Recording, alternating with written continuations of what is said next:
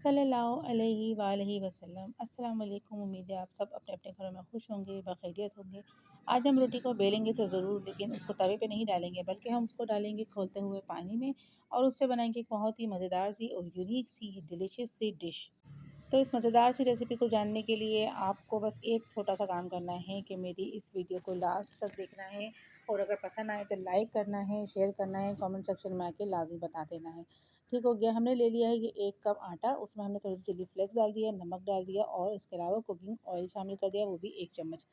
ठीक हो गया। इसको हम अच्छी तरीके से गूँध लेंगे, और पानी से गूँधना है, नॉर्मल वाटर से। उसके बाद ये देखें, ये मेरे 2 पेड़े का आटा 1 कप से जो है वो बन के रेडी हो चुका है। इसको थोड़ी देर के लिए हम सेट होने के लिए रख देंगे।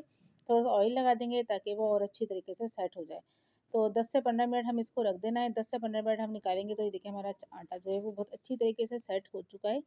थोड़ा हम हाथों की मदद से इसको और मैश करेंगे, और स्मूथ सा एक डो सा बना लेंगे, और इसको 2 हिस्सों में डिवाइड कर देंगे ताकि हमारी 2 रोटियाँ आराम से बन जाएँ।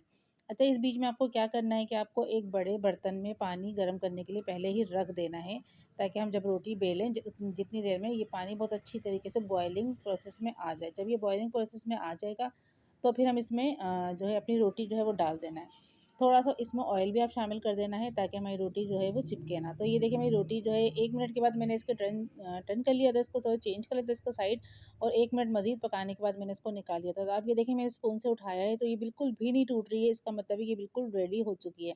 तो कम से कम सिर्फ़ उसे 2 से ढाई मिनट हमें लगे थे एक रोटी को जो है पकाने में। इसमें थोड़ा-सा ऑयल लगा के रख देंगे साइड में। जब ये ठंडा हो जाए तो फिर हम इसको इस तरह से बारीक-बारीक से लेयर में कट कर देंगे। तो कटिंग करने में बिल्कुल आपको मसला नहीं हो, क्योंकि इसमें ऑयल लगा हुआ होगा, तो आप बहुत आराम से आपसे ही कटिंग हो जाएगा। इसको कटिंग करने के बाद एक साइड पे हमें रख देना है। अब हमें आगे का काम करना है क्या, वो देख लें आप।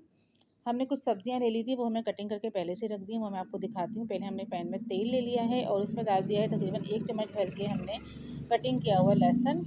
लहसुन थोड़ा-सा गोल्डन ब्राउन हो जाएगा तो फिर आप अपनी मर्ज़ी से इसमें जो है जो आपको सब्जियाँ पसंद हैं वो डाल दें। मैंने कैबेज डाला है, मैंने कैप्सिकम डाला है, मैंने इसमें कैरट डाला है और स्प्रिंग अनियंस।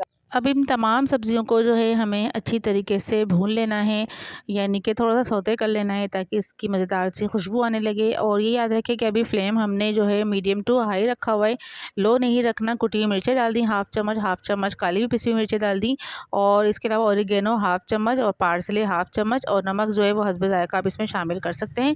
अब इसको अच्छी तरीके से मिक्स कर लेना है, और मिक्स करने के बाद यदि हमने टमाटर अभी शामिल नहीं करा, ये सब्ज़ी थोड़ी-सी सौते हो जाए तो फिर हम इसमें टमाटर शामिल कर देंगे। फ्लेम हमें तेज़ ही रखना है ताकि टमाटर का पानी बिल्कुल भी ना निकले।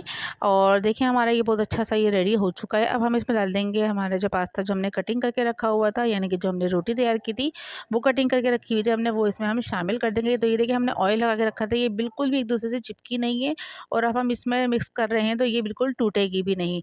जब इसका प्रोसेस पहले ही अच्छा सा ये कुक आप कर लोगे तो ये बाद में आपको मसला बिल्कुल भी नहीं देगी।